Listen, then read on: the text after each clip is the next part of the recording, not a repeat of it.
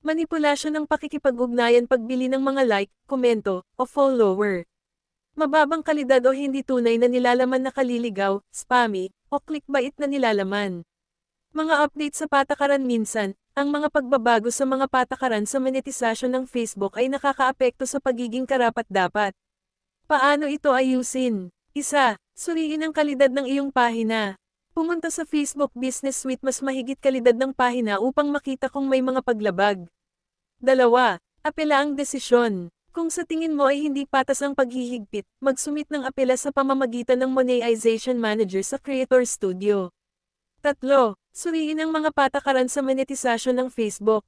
Tiyaking ang iyong nilalaman ay nakahanay sa mga patakaran sa monetisasyon ng kasosyo ng Facebook at mga pamantayan ng komunidad. Apat, makipag-ugnayan ng tunay. Iwasan ang mga taktika sa pakikipag-ugnayan na tila spammy o manipulatibo. 5. Maghintay para sa isang tugon. Maaaring tumagal ang mga apela, kaya maging matyaga at patuloy na mag-post ng mataas na kalidad na nilalaman. Pigilan ang mga hinaharap na isyo.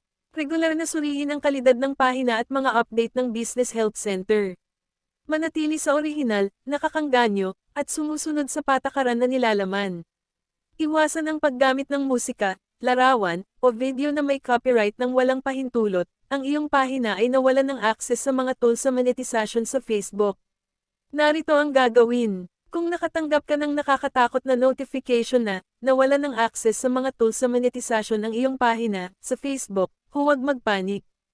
Ang isyong ito ay maaaring makaapekto ng malaki sa iyong kakayahang kumita, ngunit may mga paraan upang masuri at ayusin ito. Bakit ka nawalan ng access? Binabawi ng Facebook ang monetisasyon dahil sa iba't ibang dahilan, kabilang ang paglabag sa mga pamantayan ng komunidad pag-post ng nilalaman na sumasalungat sa mga patakaran ng Facebook. Mga isyu sa karapatang pantahanan paggamit ng material na may copyright ng walang pahintulot. Manipulasyon ng pakikipag-ugnayan pagbili ng mga like, komento, o follower.